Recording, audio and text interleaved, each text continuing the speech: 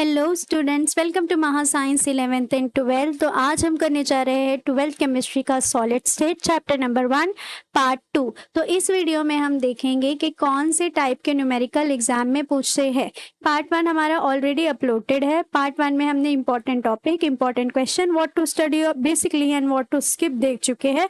आज हम देखेंगे कि किस तरह के न्यूमेरिकल एग्जाम में सबसे पहला है हमारे पास 1 मार्क्स के। तो 1 मार्क्स के जो है इस टाइप के जो क्वेश्चन है ना, वो हमें एमसीक्यू में भी आते हैं और 1 मार्क्स के क्वेश्चन में भी आते हैं।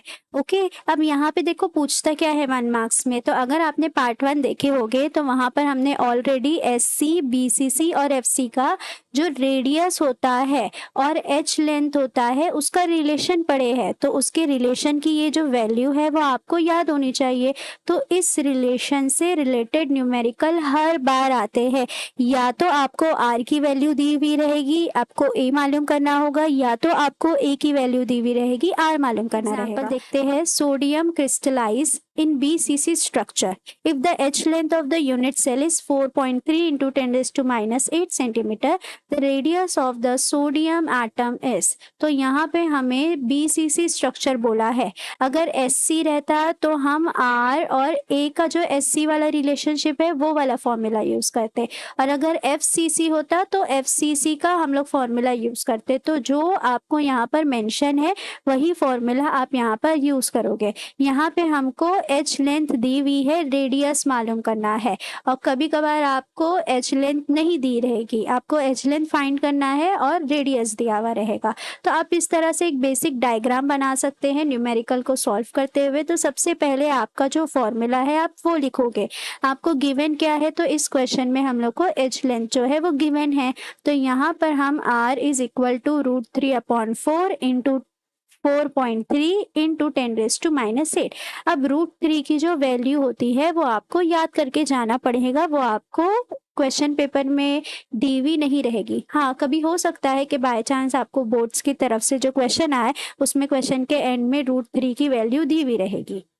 इसी तरह से देखिए, अगर हमारा FCC होता तो FCC में हमारे पास क्या है, FCC में R का जो और A का रिलेशन है वो है R is equal to √2/4 A।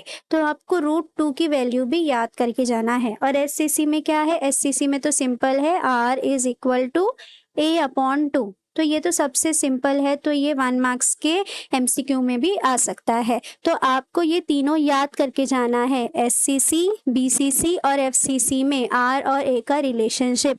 इसी के बेसिस पर आपको 1 मार्क्स का एक एमसीक्यू पूछ सकता है, और या फिर आपको 1 मार्क्स में एक न्यूमेरिकल पूछ सकता है। तो अगर आपको 1 मार्क्स के एमसीक्यू और न्यूमेरिकल में क्वेश्चन आएगा तो आपको यहीं से आएगा फॉर श्योर। ओके, तो आप इस तरह से देखिए इसको सॉल्व कीजिएगा। √3 की जो वैल्यू होती है वो 1.732/4। फिर हमें जब सारी वैल्यू को सब्सटीट्यूट करेंगे और सॉल्व करेंगे तो हमारा R की वैल्यू आ जाएगी 1.86 into 10 raised to minus 8 centimetre. तो इसी तरह से आप क्वेश्चन को सॉल्व करोगे। तो आपको ये याद रखना है कि 1 मार्क के एमसीक्यू और 1 मार्क के न्यूमेरिकल में आपको R और A के रिलेशनशिप पे क्वेश्चन आएंगे। ठीक है, नेक्स्ट। अब 2 मार्क्स के लिए ये भी हमने ऑलरेडी पार्ट 1 में डिस्कस कर चुके हैं, और इसका डेरिवेशन भी होता है एक। वहाँ से हमको ये वैल्यू मिलती है कि row is equal to m into n upon a cube और na। और na जो होता है वो एवोगैड्रोस नंबर होता है। ये ऑलरेडी आपको दिया हुआ रहेगा। अगर नहीं दिया हुआ कभी रहा, बट ऐसा होता नहीं है कि नहीं दिया हुआ रहेगा, ऑलमोस्ट दिया हुआ ही रहता है, बट आप इसको याद कर लो तो ये ज़्यादा बेटर है। अब यहाँ पे देखिए किस तरह से क्वेश्चन आएगा। आपको m की वैल्यू दी हुई रहेगी, n की वैल्यू दी हुई रहेगी, a दिया है, और एवोगैड्रोस तो आपको मालूम है। आपको क्या मालूम करना है, रो, यानी आपको डेंसिटी मालूम करना है। तो जब आपको सिंपल डेंसिटी मालूम करना है तो ये आपको आ जाएगा 2 मार्क्स में। ओके, अब यहाँ पर एक एग्जाम्पल है, when gold crystallise it form FCC, the unit cell edge length is 4 into 10 raised to minus 8 centimetre. Now calculate the density of the gold. तो सिंपल डेंसिटी कैलकुलेट करने बोला है, तो डेंसिटी के लिए यही फॉर्मूला होता है। इसके अलावा हमारे पास और कोई फॉर्मूला नहीं है। मोलार मास आपको गिवन है, एज लेंथ यानी A की वैल्यू आपको गिवन है, अब यहाँ पे देखो n कितना होता है वो डिपेंड करता है यहाँ पर कि आपको कौन सा फॉर्म दिया हुआ है। अगर आपको SC दिया हुआ है तो आप यहाँ पर n की वैल्यू लोगे 1, अगर BCC दिया हुआ है तो n की वैल्यू लोगे 2, और आपको क्योंकि यहाँ पर FCC दिया था इसलिए यहाँ पे n की वैल्यू क्या आई, 4 आई। ठीक है, ये सारी वैल्यू को आप जब सब्सटीट्यूट करोगे तो आपका जो है वो फाइनल आंसर आ जाएगा। तो इसी तरह के जो क्वेश्चन आए हैं सिंपल डेंसिटी मालूम करो, वो आपको आएंगे 2 मार्क्स। ये जो क्वेश्चन है ना वो 3 मार्क्स के लिए आता है। अगर आप फॉर्मूला देखोगे तो फॉर्मूला जो है जो 2 मार्क्स में हम लोग ने अभी न्यूमेरिकल देख के आए ना, सेम वही फॉर्मूला है, बस यहाँ पर आपको सबसे पहले n मालूम करना है। अब क्वेश्चन जब आपको आएगा टाइप ऑफ यूनिट सेल बताओ, तो टाइप ऑफ यूनिट सेल पता करने के लिए आपको n मालूम होना चाहिए। अगर आपकी n की वैल्यू 1 आएगी तो आपका टाइप ऑफ यूनिट सेल होगा सिंपल वाला। अगर n की वैल्यू 2 आएगी तो आपका होगा BCC।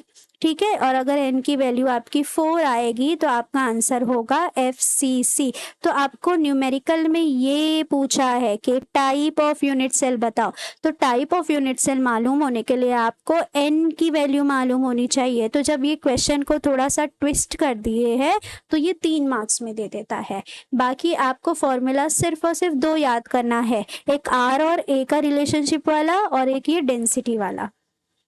तो देखिए यहाँ पे क्वेश्चन क्या है कि एक एलिमेंट दिया हुआ है हम लोग को और उसका जो मोलार मास गिवन है, एज लेंथ भी गिवन है, डेंसिटी भी गिवन है। ओके, हम लोग को क्या मालूम करना है, टाइप ऑफ यूनिट सेल पूछा है। तो जब भी क्वेश्चन में टाइप ऑफ यूनिट सेल बोला तो आप डायरेक्टली क्या पता करोगे, ये वाला n पता करोगे। ठीक है, तो यहाँ पर जो भी वैल्यू थी उसको हम लोग ने फॉर्मूला में सब्सटीट्यूट करे और हमारा आंसर जो आया वो आया है 4। हमारा आंसर 4 आया, मतलब हमारा टाइप ऑफ यूनिट सेल कौन सा है, FCC, जिसको हम CCP भी कहते हैं। ओके, तो आपका आंसर देखो फिक्स है, टाइप ऑफ यूनिट सेल बोला है तो आंसर फिक्स है, या तो 1 आएगा या तो 2 आएगा या तो 4 आएगा। समझ लो, आपने ये पूरा न्यूमेरिकल सॉल्व करे और आपका आंसर पॉइंट में आ गया, मतलब आपका आंसर गलत है। अगर आपका आंसर आ गया 3 या आपका आंसर आ गया 5 तो गलत है, क्योंकि 3 और 5 तो हमारा कुछ है नहीं ना। तो आपको ये ध्यान रखना है कि अगर इस तरह का क्वेश्चन आया सर, या तो 1 आएगा या तो 2 आएगा या तो 4 आएगा। सो ओवर और कंक्लूजन बच्चों यही है कि आपको 3 तरह के न्यूमेरिकल दिखाई मैंने अभी, एक जिसमें R और A वाला था, और दूसरा जिसमें हम लोग ने डेंसिटी मालूम करे, तीसरा जिसमें हम लोग ने n मालूम करे। अब इसी में से एक और क्वेश्चन बनता है जिसमें आपको पूछ सकता है मोलार मास। तो मोलार मास जब पूछेगा तो जिस तरह से आपने n को इधर लेकर आए और रो के पास बाकी सबको शिफ्ट कर दिए, वैसे ही आप मोलार मास को यहीं रखोगे और बाकी सबको शिफ्ट कर दोगे। तो बस इतना सा डिफरेंस है, चाहे n पूछे चाहे m पूछे, दोनों आपको 3 मार्क्स में आ सकता है। वही फॉर्मूले है, PDF नीचे मैं लिंक के साथ अटैच कर दूंगी, यही 2 फॉर्मूले याद करो और इसी से रिलेटेड सारे न्यूमेरिकल सॉल्व करो। ओके, तो आपका सारे इंपॉर्टेंट न्यूमेरिकल कवर हो जाएंगे, इसके अलावा ज़्यादा कुछ करने की ज़रूरत नहीं है। होपफुली आपको ये वीडियो अच्छा लगा होगा। सो ऐसी ही वीडियो देखने के लिए मेरे चैनल को कीजिएगा subscribe. Thank you, see you in next video.